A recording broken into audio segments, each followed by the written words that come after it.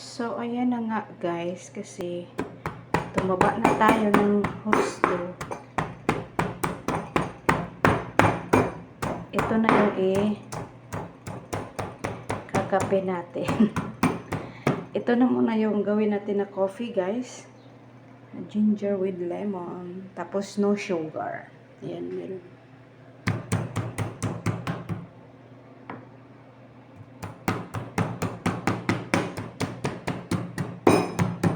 Ito lang muna guys kasi tunawin natin muna ang ating taba. Yan. Ganyan lang natin.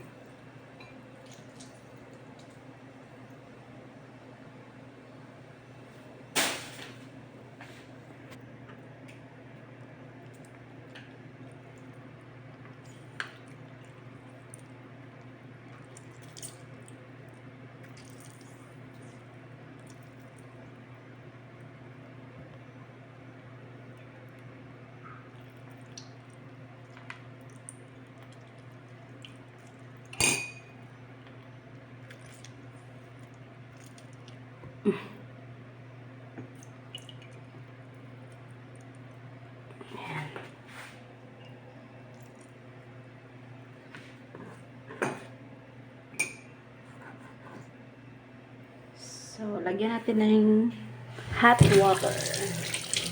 Ayan ang ating ikakape. So, that's all guys.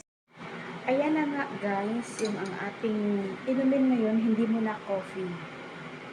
Lemon with ginger. So, yan.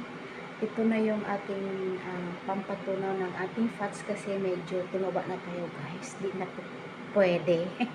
Kailangan natin magbawas ng fats.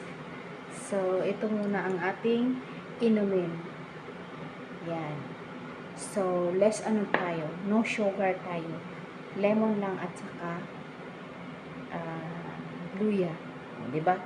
So, kung nagustuhan nyo ang aking video, paki-like and share.